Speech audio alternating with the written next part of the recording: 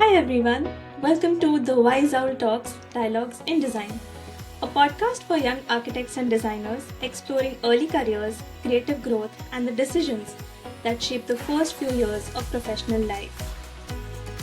In architecture school, we spend years learning how to design buildings, but we rarely talk about how to design our own careers. There's a quiet pressure when you're starting out to move fast, to make the right decisions, take risks, and figuring out where you belong. In this podcast, we'll have conversations with people who have navigated uncertainty, taken risks, and built meaningful careers. We'll explore lessons that can help guide our first steps, first jobs, and the choices that shape our future. So, today's conversation is about beginnings, about early careers, uncertainty, and how to make decisions that shape the long term. I'm joined by my dad, Tarang Daptardar, a global technology leader with more than 30 years of experience transforming data, infrastructure, and compliance into strategic advantage. He works at the intersection of enterprise technology, regulatory rigor, and applied artificial intelligence, helping organizations modernize responsibly while accelerating business outcomes. It's a pleasure to have you here today. I am so glad that you will be sharing about your own career with us today. Thinking about your career beginnings, when you were starting out, did you have a clear plan or were you figuring things out step by step? Thank you, Nikita. Thank you for having me here. Like talking about having a career plan, yes, I did not have a kind of a master plan or a blueprint, but certainly I had a direction. Direction emerging out of initially my interest in technology and eventually shaping that direction and building that towards a particular technology straight which I wanted to pursue my career in, and that's how my journey began.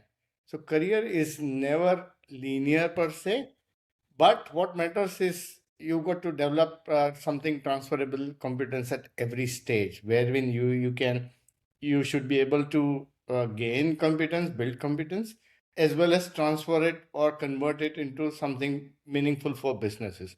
Because ultimately, what we do is should result in some business, right? So we are all kind of facing some business or the other. So this is where it should shape you, it should project you and take you on that path. That's right, that makes so much sense. So, when you were figuring things out, how did you balance your interests, seizing opportunities, and maintaining some security in your decisions? Well, I would say there's a simple hierarchy to this.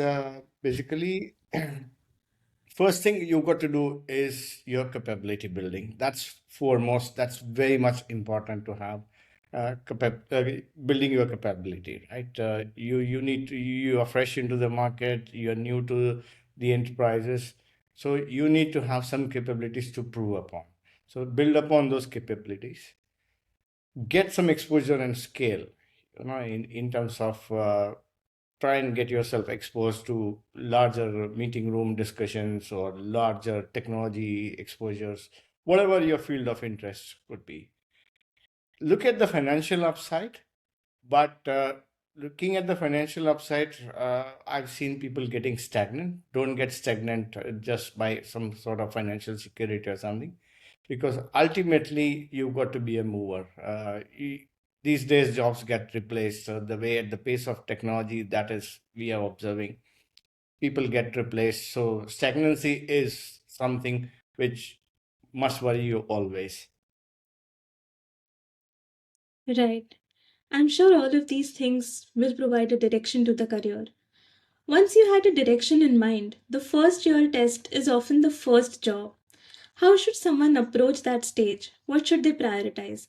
Learning, salary, exposure, or stability? You were talking about stagnancy, so to avoid that, what should we prioritize? Well, first and foremost is learning. Learning should never stop, because even today, nearly about more than 3 decades of my career, I still spend a lot of time learning. Technologies which exist today, they were not even dreamt of or thought of when I started my career. But that came my way, and I had to kind of gain experience, gain expertise, and you got to swim through that particular thing always. So you got to keep learning and keep developing your skills always. That's a given. There is no escape from that. Apart from that, take your career goals like 5 years at a time, maybe 3 years at a time, because the way things are changing so fast. But like salary could be linear, but skill has to be exponential. You got to be always staying ahead of what the technology is, what your peers are, or that's where you stand out, because it's very very easier these days to get replaced. Nobody is indispensable. So that's how people feel that there are job losses. But the job losses are for those who fail to change. Right, that makes sense. It's interesting to see how priorities shape early experiences. Looking back at your own early years, was there a mistake that you made that changed the way you approach work today? Yes, in fact, I did make mistakes, and to be honest, everybody makes mistakes. The realization that comes through is where you got to do your course correction. So like I was a very meticulous person in terms of doing my job, in terms of field of interest was technology, and I felt I was doing good. I was very deep into technology, and what I did into technology space, my learnings into newer and newer technology, everything seemed to be great. But that was not all. I started my career as a field engineer, and eventually I moved myself into pre-sales technology, and then eventually to sales, and then to leadership positions, right? So to achieve all this, I had to communicate what I learned.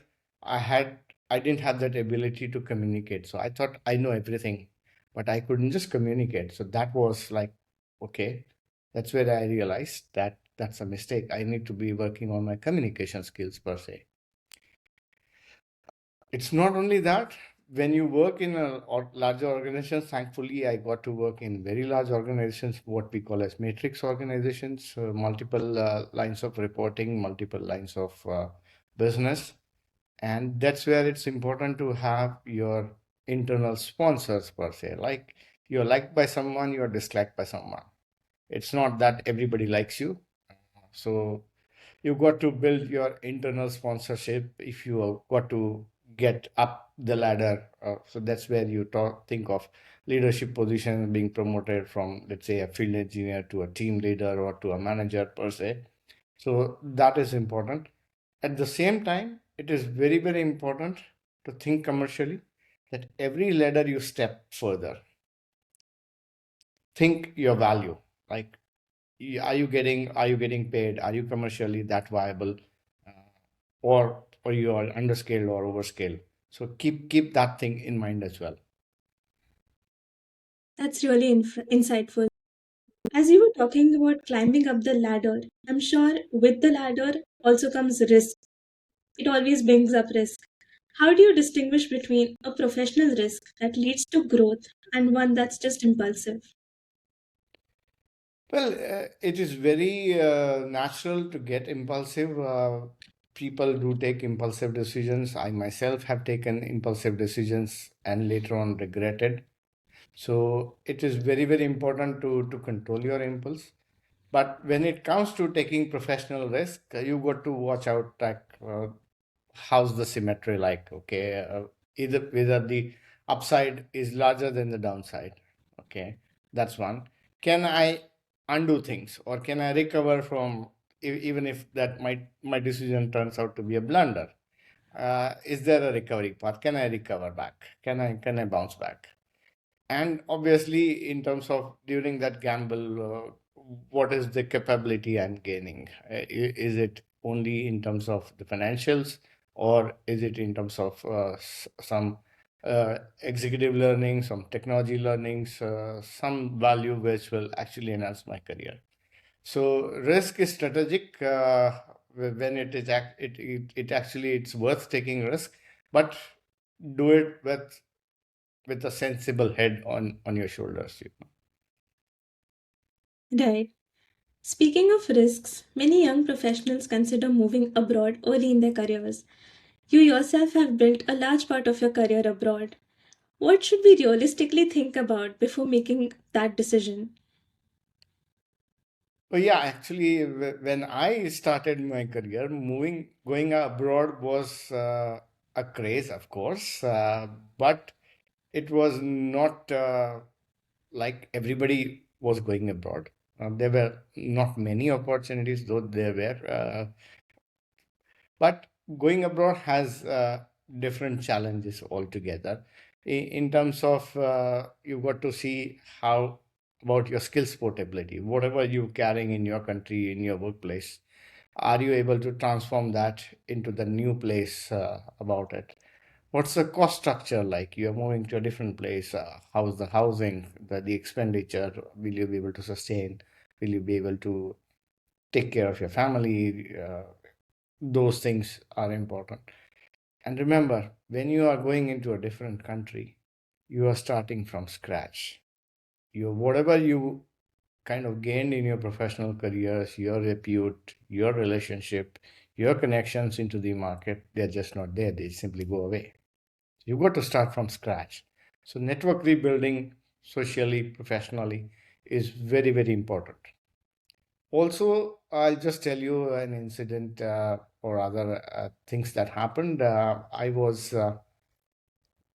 exposed to a training in terms of cross-cultural management. Because the moment you move abroad, you come across people from different ethnicities, different geographies, right, altogether. And those all bring the baggage together, be it in terms of cultural, religious, whatever the attitudes they have, kind of all this baggage comes with things. And you've got to manage those in terms of managing people, because like there's one guy who has got good skills but kind of is very stubborn. So there's a way you need to learn the way to communicate to get things out of him. And there's a guy who is always like willing to do everything but lacks the punch, so those things cross cultural, you get exposed to many people. There's a likely chance that you may get exposed to racial slurs as well. So keeping a cool head and maneuvering those things, taking each thing at a time, is very, very important when you're talking of building a career abroad. So these things are very, very important to be taken care of. Keep those things in mind whenever you are thinking of going for a career abroad. That is really insightful. Relocating is such a long term choice. More broadly, how do you evaluate whether any decision will benefit you in the long run and not just immediately? Well, the way I can talk about from my field, which is the field of technology, and you particularly have seen, or we've all seen that technology is changing at a very, very rapid pace. What was relevant when I started my career, my expertise, like when I stepped into this world of technology, computers were not even connected. They were not talking. There was very little internet per se. So I spotted that thing, and I thought, okay, it would be great to network the computers. So we used to go connect one computer to the other in a serial connection, and that technology had their own challenges per se. So eventually, you got to grow. So have a strategic vision that, okay, yes, if this is the field of my choice, I'm enjoying what I'm doing, and I particularly see a career in that. Pick up a direction, move on that direction. But mind you that those technology spurs are these days very short-lived. Today we are talking in the world of machine learning, into the era of artificial intelligence. In my observation was a technology had a particular shelf life. A particular technology had a shelf life. During my early days of career, that shelf life was nearly about, from my experience, I can say about 8 to 10 years. Eventually, it started decreasing. to 5 years, 3 years, 2 years, and now even 1 year, now even probably in 6 months. Technology which existed 6 months ago maybe is obsolete now, or something better has actually pulled it down. You know, because the pace of innovation is really rapid and it's really fast. So that is very, very important in terms of keeping your long-term vision, but at the same time have short-term goals as well. That is really helpful. Today, when you were talking about the pace of technology, for young professionals like me, it becomes very overwhelming to keep up with the change. The idea of long term thinking is so important. Looking back at your early years overall, what mattered more, the speed of growth or building a strong foundation? Well, I would say it's the foundation, because foundation is where you are rock solid. Like when you architects build houses, obviously the focus is always on foundation. If the foundation is solid, you'll be able to maneuver around. You'll be able to mitigate those quakes that come your way. So speed without any kind of a foundation actually it creates fragility. So that's a no-go. But yes, a foundation without speed will stagnate you. So both are important, but a foundation is a must. You need to have a strong roots. Like if you see in terms of the trees or the buildings, we see strong roots are the ones who survive the most.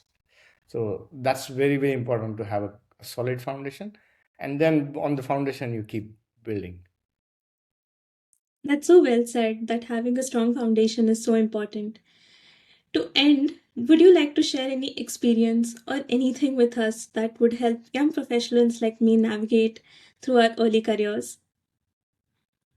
Definitely, like my picks for young professionals is that when you are out of your colleges or universities, it's very, very likely that you might get swayed, by peer pressure, uh, by by parent pressure, by pressure from professionally, where you from your institutes, from your professors, or even your first jobs kind of thing. But keep a goal in mind, as I said, have a long term plan, but short term goals as well. So keep going that. Most importantly, as I mentioned earlier, in terms of keep building. Okay, so keep building, because things will change. What you learned, or what I personally learned during my college days, it's barely any useful today. So things are changing, technologies are changing, the world is changing. So unless you change and you learn new things, you will quickly be stagnant or obsolete. So don't get sucked up into that, but don't get swayed by others. Do something which actually helps you, which is in your interest, which you feel are the choices where you can build capabilities. But keep building those capabilities stronger and stronger, and I think then you will be able to sail through. Differentiate yourself. You try to establish yourself differently, because like you, there are many students graduating at the same time. They are all available into the same market, and something about you should be able to stand out, right? To be picked up and to be groomed by organizations, by larger firms, wherever you. So that's very important, and capabilities matter most. So keep building capabilities step by step. That is so well said. Evolution is the norm, but changing wisely is very important. Thank you for sharing all of that. Listening to your experience really puts into perspective how much patience, reflection, and thoughtful decision making can shape a career, especially in early years. It's easy to feel rushed when we are starting out, but and comparing ourselves to others, worrying about every choice and about being perfect. But what I'm taking away from this conversation is that early careers isn't about speed, but it's about building something steady, learning deliberately, and making decisions that set you up for the long term. I hope this conversation gives some clarity and reassurance for anyone navigating through their first years, whether in architecture, design, or any other field. We don't need to have it all figured out. We just need to build thoughtfully, step by step. Thank you for listening to the Wise Owl Talks, Dialogues in Design. I'm so glad you joined us here today, and I hope you leave feeling inspired to approach your early careers. Thank you so much. Thank you for talking to us. Thank you, Nikita. The pleasure is mine.